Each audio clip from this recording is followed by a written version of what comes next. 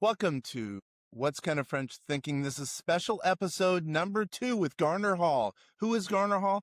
18-year-old young man who's blown up on Instagram, got about 4 million followers with brain nourishment. You're going to be glad you stopped by because you potentially are going to learn how to increase your business based on an 18-year-old's thoughts. And who knows, maybe even spend a little bit less time on social media. Thanks for being here. Once again, Ken of French of What's Kind of French Thinking. You're the one who's responsible for this massive following. Anyway, keep going. Yeah, so basically, like right now, the app just provides like a daily activity quest, whatever you want to call it, for someone. It's supposed to provide like an alternate fun activity to do outside the phone. Um, but there's a few issues with the app. I think the quests. I don't really like a lot of the quests we have in right now, like the list. I think the quests need to be a little easier, and I think there's just a lot of improvements to be made. So that's like kind of our next step, while still doing the brain nourishment thing. Obviously, um, I don't know why I keep saying we, but that's just how I'm used. Everyone does. I know what you mean, though. I know what you Yeah, mean. That's pretty funny. It's true. yeah. That's the coolest thing. That's the coolest thing. You're 18 and you've been able to figure one, how to get followers, two, how to basically run a business. And I'm assuming you're going to be going to college, or you might be going to college. So all that stuff combined, it's amazing what you've been able to do in such a crazy short time. I mean, it's to be applauded. I'm sure to you it's no big deal, but from us looking, from the outside in, it's an unbelievable story. Thank you. I mean, if I told myself like a year ago where it'd be now, I think I'd be really impressed. But since it's such a continual thing, I think you kind of just get used to it. Um, but I just try to, I don't know, do it better every single day. Yeah. Keep going, see where it goes. Because There's a lesson there, right?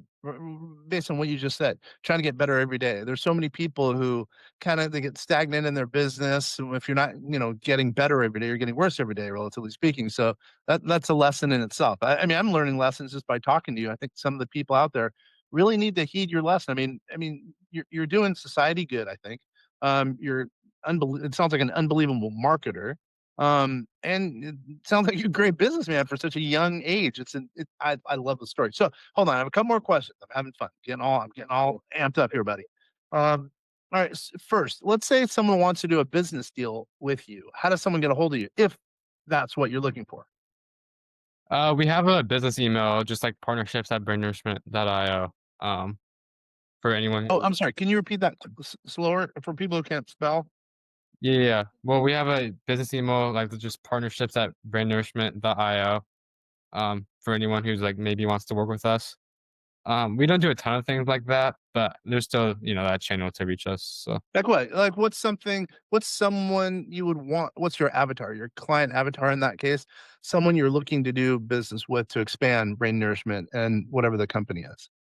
well, as far as like brand deals go or like collaborations, we've worked with Opal, which is like a screen time app on iOS, screen blocking. Mhm. We've also worked with something called Block, which does a pretty similar thing, but it's like a physical app blocker. So, when you're this page isn't there's no like face attached to this page, right? It's all faceless. So there's Mm, no like maybe one central identity to it. mhm, So as far as like marketing products go, and that's not really our goal. Like we're not an influencer trying to market products. There's something I think mm. broader behind it. But there's still like room to work with other brands. So we've done it just like within the screen time niche, if that makes sense. Mm. Yeah. So that's kind of like the main market. But again, I think we haven't done really too much of that. I understand. What about someone or a company, this is funny to say, who wants to expand their IG, Instagram, network, viewership, etcetera? Would you or and I'll ask, would you work with such a company or no? No, probably not. I mean, I don't think I have the wherewithal to help someone else out right now. I mean, I think it'd be an interesting experiment, but um, I think the most important thing from a marketing perspective is not. I really don't think it takes anything special, but consistency is super important because I think it's really easy to get dismotivated. Uh, Unless you oh, focus. let's talk about that. I think that's huge because a lot of our clients, by the way, we have of our listenership, we have 1,800 at a minimum, 1,800 real estate agents, and I know a lot of them want to expand and grow their business, right? And I gotta assume a lot of them are not consistent. I think that in social media, I think the number one thing is consistency. I don't care who you are. Even if you're crazy like me, as long as you're consistent, you're going to get a following. So let's go over that consistency. So, how quickly did you find that to be a pretty big component of what you were doing? Consistency. Well, I think it goes back to what I said about luck. You're only like Mm, luck is such an well, there's a crossroads between it. So luck is only gonna strike. You never know how much like when it's gonna strike, how it's gonna strike, whatever. mhm, So the only reason you could guarantee you striking luck in the first place is if you show up like every single day, right? yeah, And the second like the crossroads between consistency and luck meet, that's when I think you really see success. So I think people might be consistent for X amount of days and be like, "Oh, this is never gonna happen." But it's just because there's no like tangible deadline of when um, you're gonna get a break or when, the mhm, algorithm lets you like, I don't know, something works out, right? You have to find the crossroads between consistency and luck. That's just social media in general, I think. a lot of people don't know that. A lot of people say, "Oh, I'm going to start social media site. Let's say an Instagram site." They do five. They get no views, no loves, and they just blow it off. Well, you have to fight through that five. You have to do whatever 10, 20, 30, or whatever the case is, and that's when you hit your luck. Your luck was on a different level. All right, more questions now about Instagram. So you mentioned algorithm. I said at the outset that you hacked the internet. I think that you have a great knowledge of Instagram, whether you're going to admit it or not. What are some of your secrets as far as Instagram goes? And I know you're gonna say, "There's no secrets, it's all luck." Come on, dude. Seriously. Well, I think there's some really easy wins. I mean, the Instagram CEO himself has said how important shares are, right? They want their whole goal, especially in recent updates, is just getting people to share as many videos as possible to other people because they want to like see connection or whatever, whether that's the actual intent, who knows? But um and sharing mostly comes from relatability, and that's whether that's nostalgia, whatever it may be. I mean, it's really hard to get shares if you're doing like some ad, like direct ad. I don't know. Um, so prioritizing shares is a big one, I guess, which is kind of how I started. Wait, what do you mean? What? What do you mean? Meaning, so the account originally was just like some nostalgia, like random nostalgia stuff, like spontaneous. But the reason I think it was so popular so quickly is so many people related to it, like me, that, whatever they're sharing with someone else or they're reposting, whatever, those reposts, those shares are super valuable to the Instagram algorithm. Mhm. That's really, I think, what could get you from your 0 to 1 follower, right? I think the first follower is probably the hardest follower to get. And then once you get that, they're all hard, but maybe 0 to 1,000 is the hardest. It's still never going to be easy, but just getting initial traction, I think, is really difficult. And once you're past that, it gets marginally easier.